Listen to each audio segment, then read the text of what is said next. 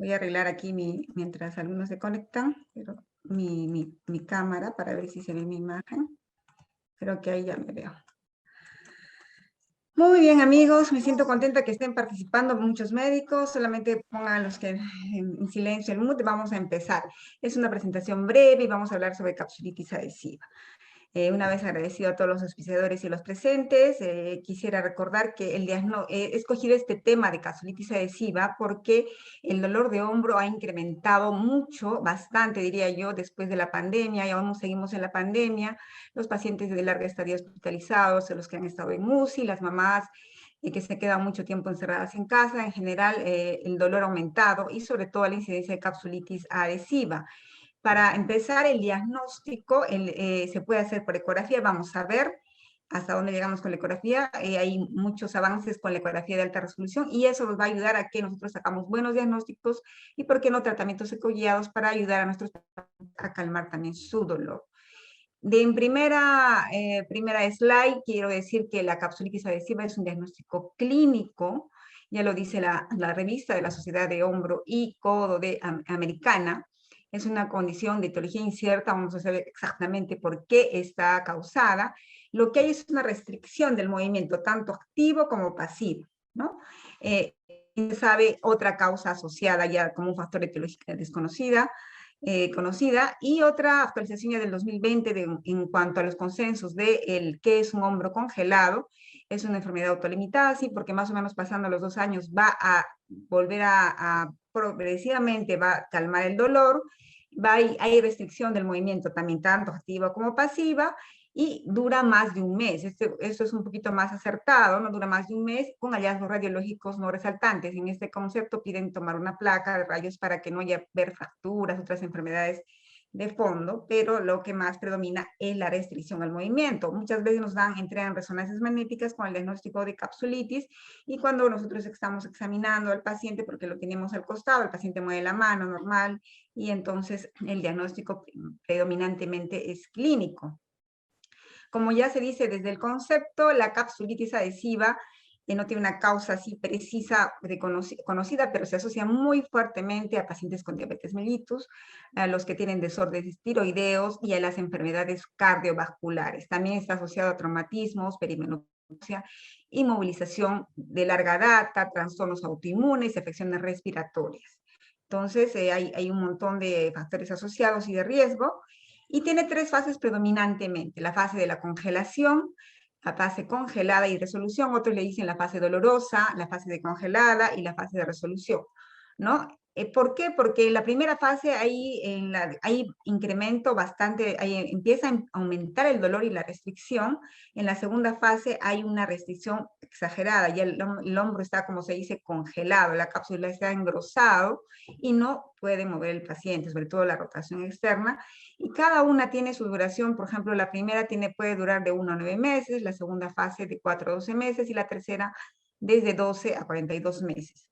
Sin embargo, desde que Codman dijo que duraba 2 años y en 2 años se cura, eso ha quedado bien calado en la mente de nuestros colegas traumatólogos, pero lo que se ha visto con los artículos, con las revisiones actuales, es que la capsulitis dura más, un 40%, más de 2 años, hasta 7 años puede durar el dolor y la limitación del hombro, y por eso es necesario intervenir para que el paciente se pueda hacer la fisioterapia.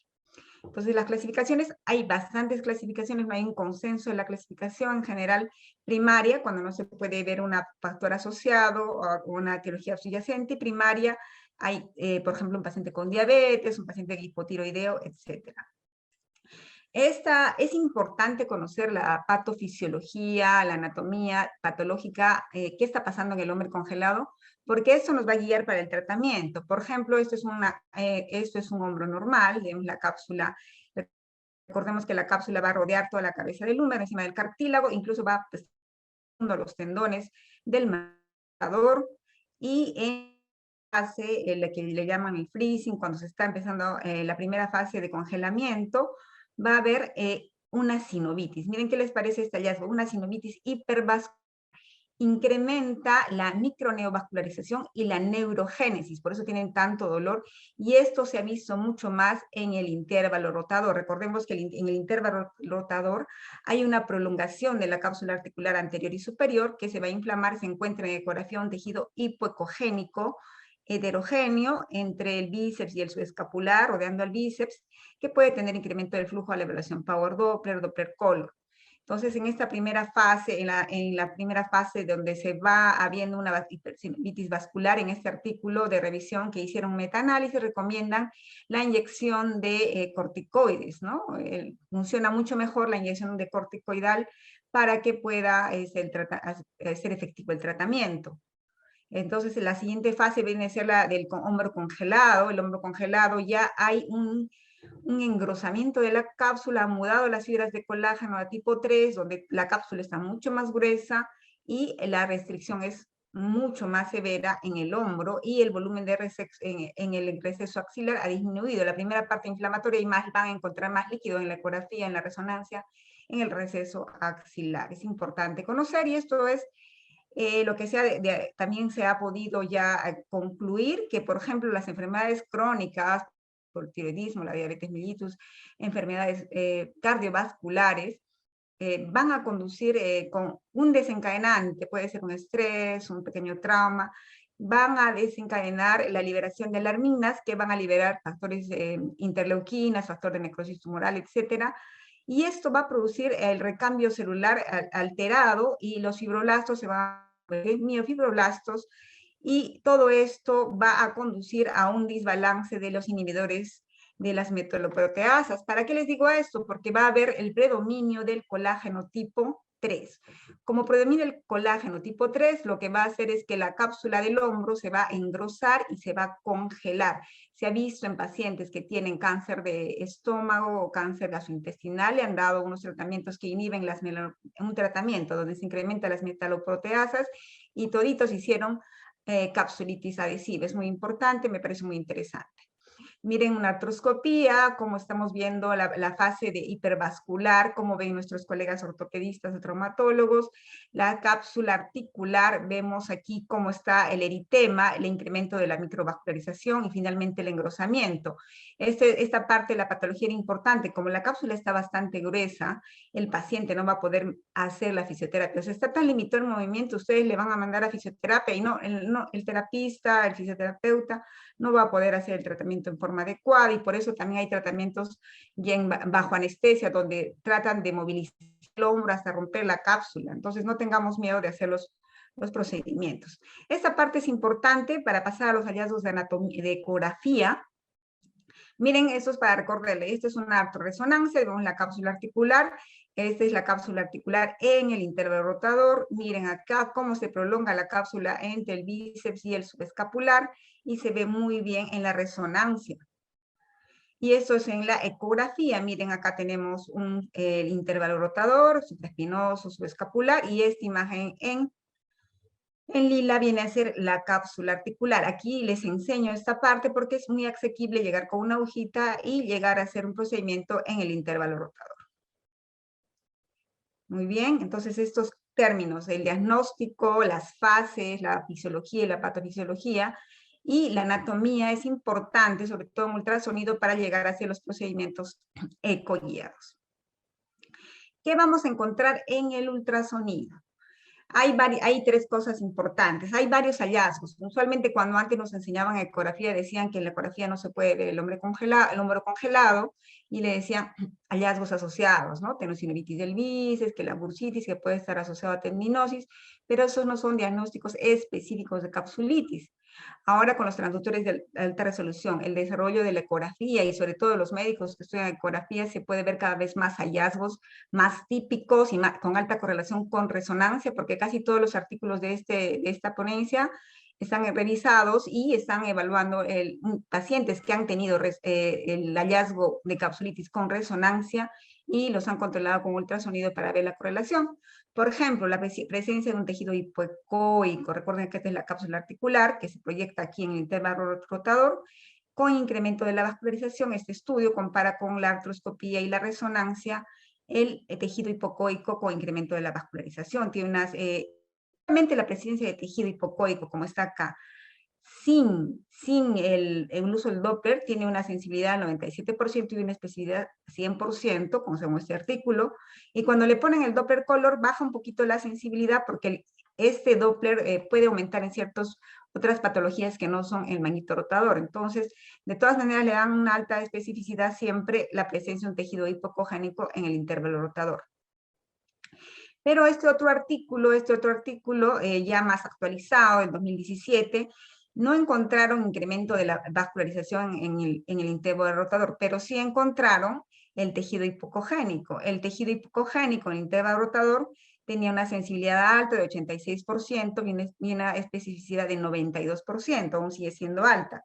Pero la utilización del Doppler, ellos solamente les valió el 10%, o sea, mucho menos, ¿no?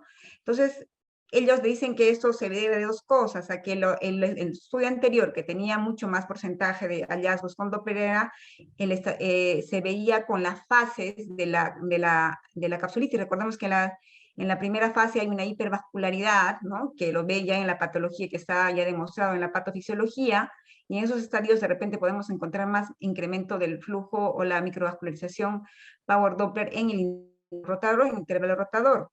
Y también por eso lo dicen, pero que ellos sí le dan un valor alto a la presencia de un tejido hipocogénico en el espacio del intervalo rotador con una especificidad alta de 92%. Tenemos un casito, incremento de la microvascularización, tejido heterogéneo en el intervalo rotador. El segundo punto en ecografía. Primer punto, presencia de un tejido hipocogénico en tejido blando, hipocogénico en la cápsula del intervalo rotador, que puede estar asociado o no a incremento de flujo al Doppler color o Power Doppler. Los estudios lo han hecho con Doppler color. El segundo punto ha sido siempre, ya desde hace mucho tiempo, por ejemplo, este es del 2006, ya pasó mucho tiempo, engrosamiento del ligamento coracohumeral. El engrosamiento del ligamento coracohumeral se ve engrosado tanto en la resonancia como en la ecografía. Se puede evaluar muy bien en la ecografía. En este estudio le dan un corte de 3 milímetros, más de 3 milímetros, sospecha de capsulitis adhesiva. Recordemos que el ligamento coracohumeral va a estar encima del techo del manguito, del intervalo rotador, y toda esa zona del intervalo rotador también está proyectada la cápsula, está engrosado, y le dan este punto de corte. Aquí están midiendo el ligamento coracohumeral. Se puede medir de dos formas: a nivel del origen en el coracoides o en el techo del intervalo rotador. En este caso lo midieron al origen en la coracoides y se veía un ligamento grueso, más de 3 milímetros. En otro estudio, ya más actual, del 2017, lo hacen en un punto de corte de 0.7 milímetros, baja bastante,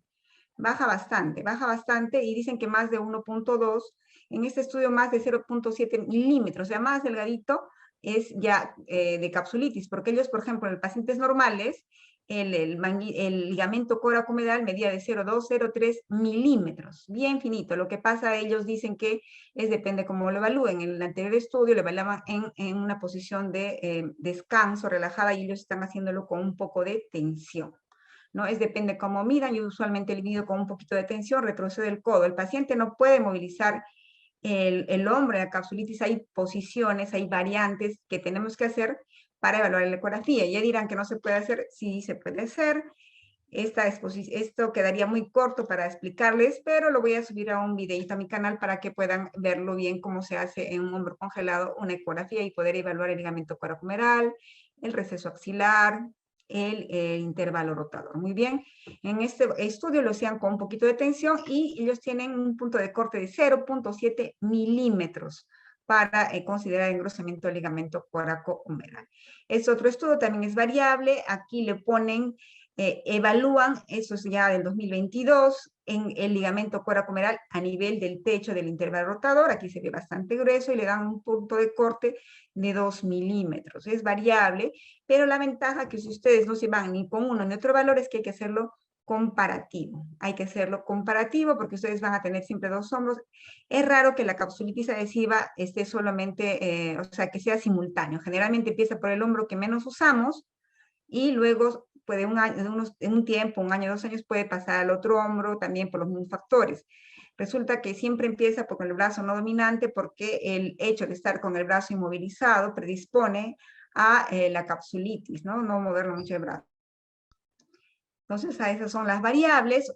Otro artículo donde vemos el ligamento, el engrosamiento del ligamento coracomeral.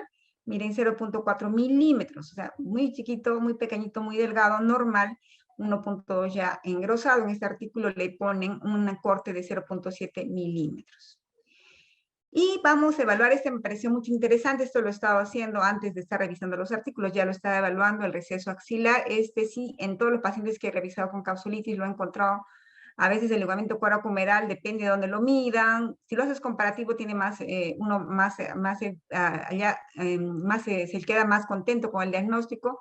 La ventaja de estar al lado del paciente es que podemos ver que el paciente no puede hacer esta rotación externa, está bastante limitado, como le decimos, el diagnóstico es clínico básicamente.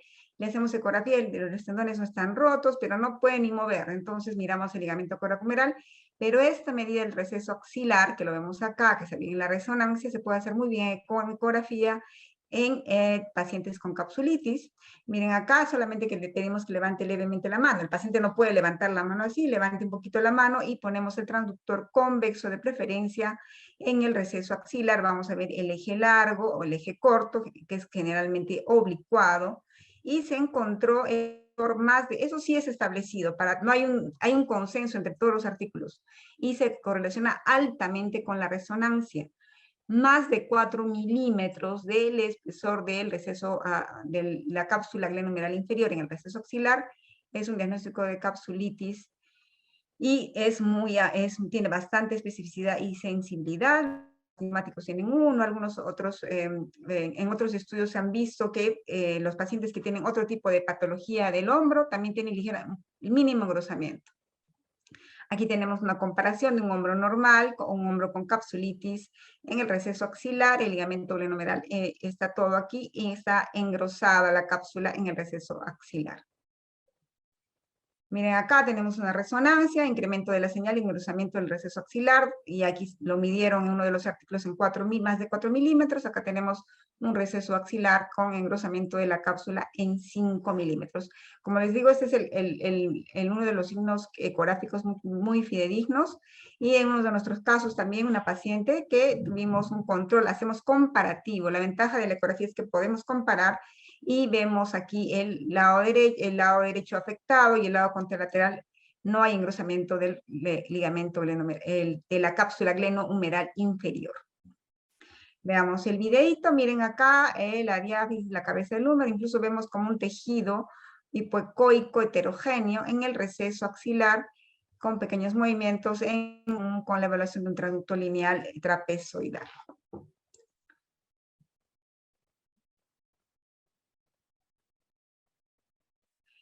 Seguimos otro artículo que también nos da un consenso, más de 4 milímetros, sensibilidad muy alta, 100%. Todo el que tenga este engrosamiento en el receso axilar, en la cápsula articular, y una especificidad del 98%, este artículo es mucho más reciente, de este año. En realidad lo lanzaron en diciembre del 2021 y lo publicaron este año, ¿no? En enero. Entonces, esto es muy fácil de ver, no tenemos que hacer ninguna maniobra. Ya les enseñé la imagen, cómo se mide la cápsula en el receso articular. Ahora, también es cierto que a veces vienen para allá, el médico traumatólogo nos manda a los que hacemos procedimientos ya con su resonancia, con su diagnóstico, doctora, PARI, infiltrar, hidrodilatación de cápsula articular, y uno ya está confiado, aparte que tiene el diagnóstico del paciente, ¿no? Y corroboramos con nuestra ecografía. También dicen que a veces no tiene más de 4 milímetros, pero basta que tenga más del 60% del espesor en comparación con el otro lado, y la especificidad sigue siendo alta. Baja la sensibilidad, pero la especificidad. Pero sí, cuando es más de 4 milímetros, es de todas maneras capsulitis adhesiva.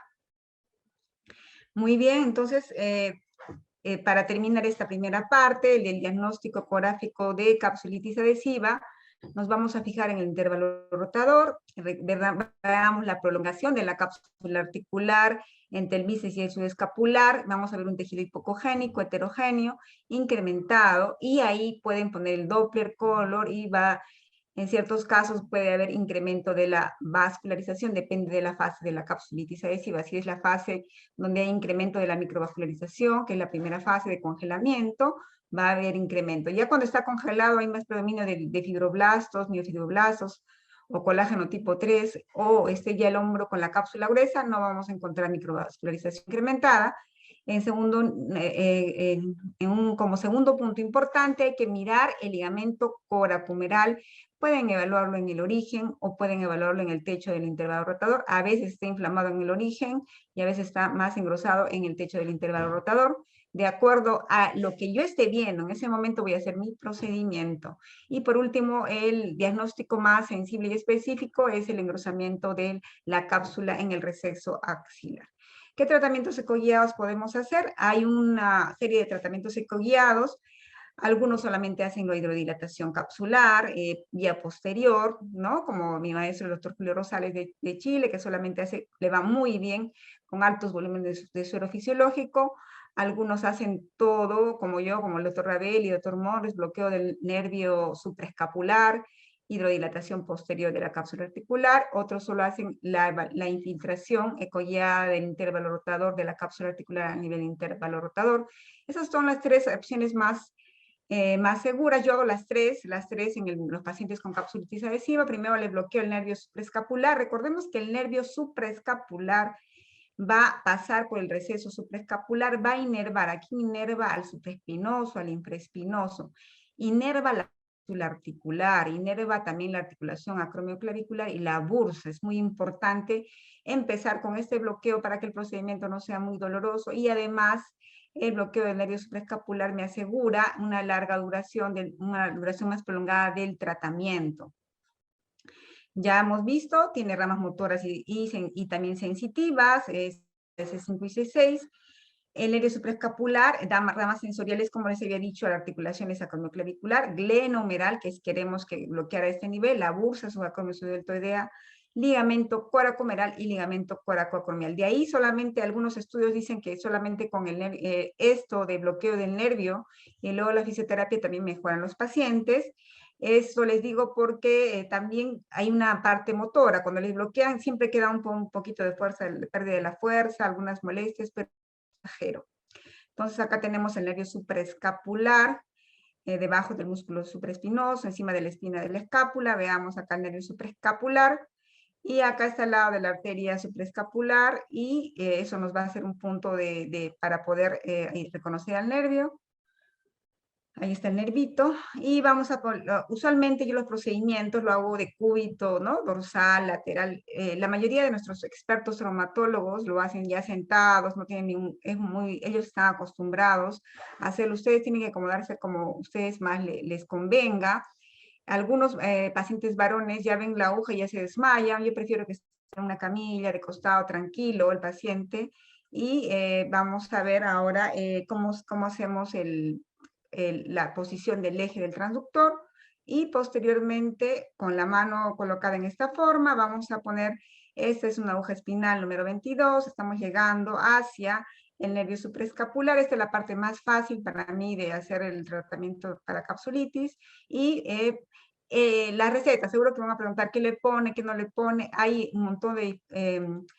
es como los chefs que tienen una receta que más o menos el lomo saltado es para todos casi igual, le ponen un poquito menos de tomate, otro más papa, más arroz igual, ¿no? Ya ustedes van a ir haciéndose, otros usan solo lidocaína con un poco de betametasona, otras usan solo bupivacaína 3 mililitros, y es de acuerdo a la escuela que ustedes hayan escogido, y acá estamos llegando con mucha seguridad al nervio supraescapular, la primera parte del tratamiento ecoguiado.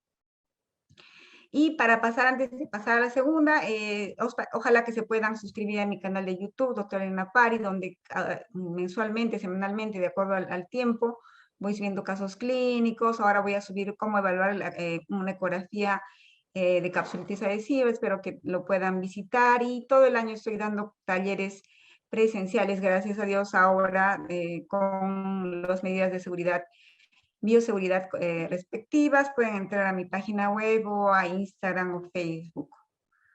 La infiltración del intervalo rotador. Ya hemos revisado por anatomía y por patología que a nivel del intervalo rotador está la prolongación de la cápsula articular y ahí hay incremento de la microvascularización y neurogénesis. Se está relacionado más la patofisiología de este nivel Incluso hay un artículo que dice que es mucho mejor con una sola infiltración, solamente del intervalo rotador, les va mucho mejor para los pacientes. Se hace vía anterior, exactamente como en este artículo yo lo hago. Y en este artículo tiene una resolución completa del porcentaje 32%, una buena respuesta, 54%, y con los síntomas algo, 9%, y no ha mejorado menos, ¿no? O sea, es un alto porcentaje de resolución. Del bueno, si sumamos estos dos, sería un 86% más o menos de mejoría, ¿no? Miren este otro artículo, ya más reciente, del 2020, que comparan la hidrodilatación. O sea, hay dos cosas que pueden hacer el intervalo rotador. Una infiltración que no es hidrodilatación, no le ponen suero fisiológico, solo una solución de corticoide y lidocaína, que es mínimo 3 milímetros, la mezcla los dos, o una hidrodilatación. En este artículo con la hidrodilatación vía anterior, donde ponían 17 milímetros de solución mixturada de solución corticoidal, de suero fisiológico y anestésico, tuvieron un mejor resultado para la hidrodilatación de capsulitis vía con el abordaje anterior. Claro que después le mandan siempre a fisioterapia. Eso sí, esto no es una magia. Yo siempre les digo a los pacientes, acá llegó la magia y ya le curé. De acá pasando una semana, se va a fisioterapia para que vaya haciendo ejercicios progresivos de recuperar el movimiento. De hecho, la elección, lo primero que le mandan los médicos a los tratantes, a los pacientes con capsulitis, es a la fisioterapia. Si no se puede, ya lo mandan para procedimientos, pero la verdad que la mayoría no pueden hacer fisioterapia y vienen con mucho dolor, prácticamente vienen llorando, y bueno, salen felices del consultorio porque ya es no pueden ni dormir. El día siguiente te llaman, te dicen gracias doctora, después de no sé cuántos meses he podido dormir, ¿no? Es bastante bueno esto, y luego van a su fisioterapia, y va mucho mejor, sobre todo baja el dolor. No estoy diciendo que esto cura la capsulitis, pero baja mucho el dolor, los síntomas de los pacientes. Otro estudio, en este estudio decían que la capsulitis adhesiva, la inyección de corticoides para hombro congelado, también el intervalo rotador, también le dan un puntaje adicional a lo que es capsulitis adhesiva. En este artículo no hacían una hidrodilatación. Solamente 3 mililitros de solución de corticoide mezclado con lidocaína a nivel de intervalo rotador en casos en la fase de congelamiento, en la primera fase, cuando hay hipervascularidad, neurogénesis, en esa parte, en esa primera fase funciona muy bien para capsulitis adhesiva, solamente una cantidad de corticoide con lidocaína. Ya cuando está congelado el hombro, hay que romper la cápsula y se recomienda la hidrodilatación. Aquí tenemos un poquito nuestro, estamos siguiendo vía anterior, y estamos acá con el tendón del bíceps, tenemos que llegar acá al ligamento coracomeral. Usualmente debemos colocar entre el ligamento coracomeral y el tendón del bíceps la inyección de corticoide con un poco de lidocaína. Otro casito acá, también esta paciente aparte, puede haber hallazgos adicionales, bursitis, leves tendinosis, pero usualmente lo que pasa es que ahí predomina un tejido hipocogénico en el intervalo rotador. Aquí se ve mejor, miren la aguja, porque le puse una aplicación de needle mat o una aplicación para ver mejor la aguja. Miren la anterior, como no se ve bien, me olvidé de poner la aplicación, pero igual veo casi toda la aguja, ¿no? Prefiero hacer en plano para que se pueda ver toda la aguja y llegamos al intervalo rotador para poder mejorar el dolor. Esta paciente es una enfermera que ha estado más de 6 meses con el hombro congelado, me la manda un amigo, un colega traumatólogo experto en hombro, artroscopía de hombro y rodilla, pero me la manda porque no puede hacer fisioterapia, el problema de la capsulitis adhesiva, que a veces incluso operándolos es todo un tema, un desafío de tratamiento. Y por último, lo que estamos haciendo es la infiltración capsular vía posterior. La infiltración capsular vía posterior se está haciendo mejor con la fase ya congelada del hombro, cuando está la cápsula bastante gruesa, y vamos a tratar de distender. Usualmente se usa 17 mililitros de suero fisiológico mezclado con corticoide y lidocaína.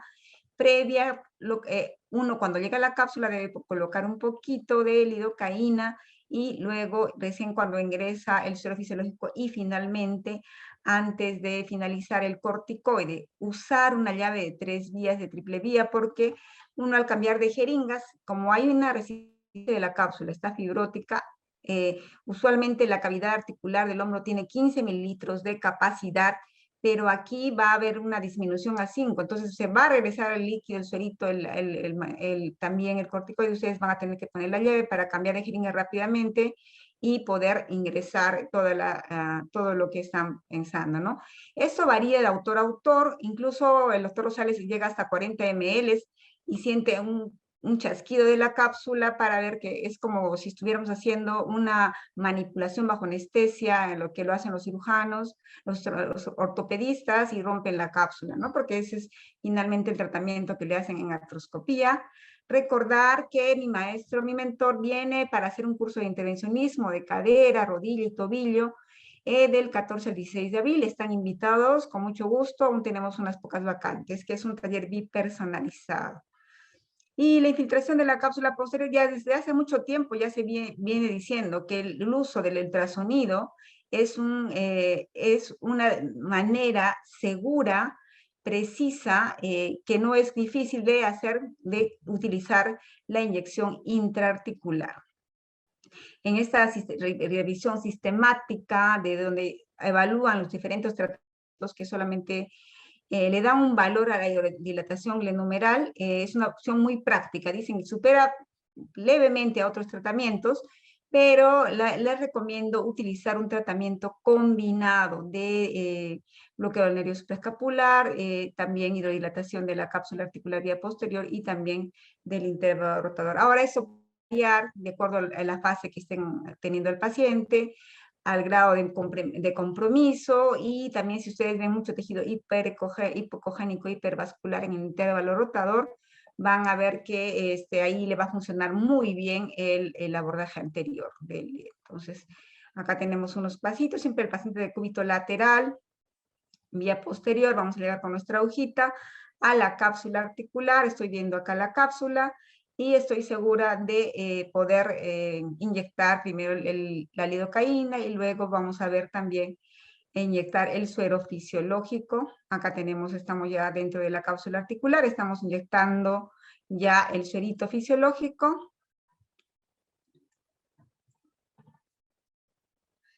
Entró un poco de aire, siempre sacar la jeringa, al momento de botar las gotitas tiene que ser sin aire. Eso pasa a todos, les pasa a los maestros, un poquito de aire se entró, no pasa nada, y estamos dilatando la cápsula en vía posterior, como queda el hombrito.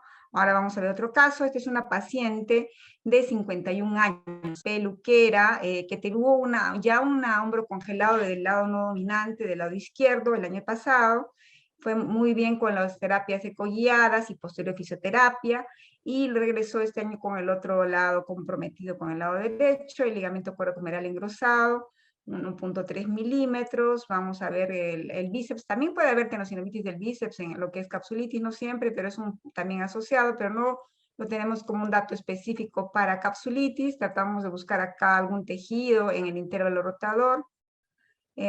Aquí ver el tendón del bíceps, supraespinoso, subescapular, un poco de tejido, nada claro, ¿verdad? Pero miren qué les parece la cápsula, el receso axilar, bastante grueso y lobulado, ¿no? Irregular.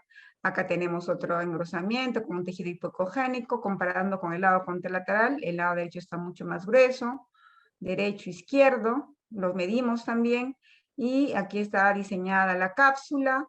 Vamos a ver el video, miren acá cómo está engrosada la cápsula articular, de aspecto heterogéneo, una capsulitis, también la clínica nos apoyaba, le hicimos un bloqueo estaba con una fase bastante dolorosa, ya congelado, ¿no? Del nervio supraescapular, con el transductor convexo. Luego el abordaje posterior de la cápsula articular, vía posterior, y vamos a llegar a hidrodilatar.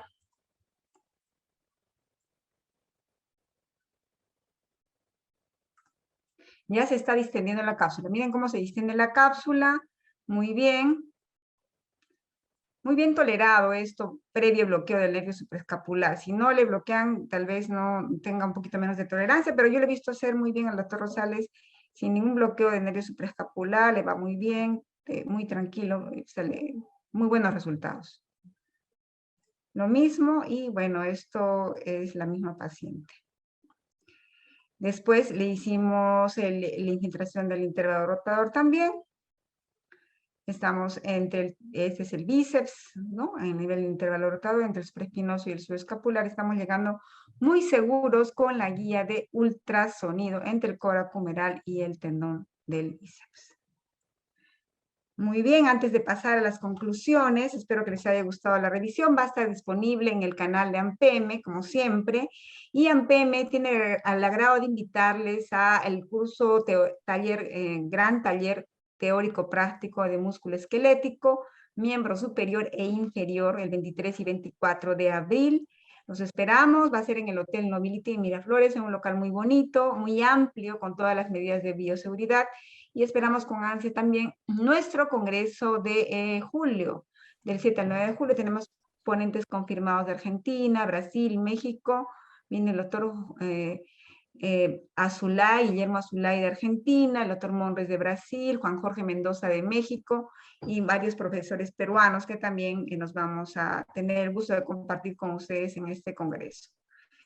Y las conclusiones más importantes de esta charla son que los hallazgos ultrasonográficos más resaltantes son el engrosamiento del ligamento coracomeral. Ahí es variable. ¿Se acuerdan que los artículos dicen más de 3, más de 4, más de 1.2? En el artículo donde lo evaluaban a tensión es el punto de corte más de 0.7 milímetros. Prefiero hacerlo comparativo. El engrosamiento de la cápsula articular no verde en el receso axilar, más de 4 milímetros, todos los artículos lo refieren y también se correlaciona altamente con la resonancia, y la presencia de un tejido hipoecoico en el intervalo rotador, sea vascularizado o no, también tiene una alta sensibilidad y especificidad. El ultrasonido es usado como una guía para tratamiento de capsulitis adhesiva y se mejoran los resultados con la terapia combinada y es aplicable, depende de la fase de la capsulitis o del tipo de paciente que tengan ustedes.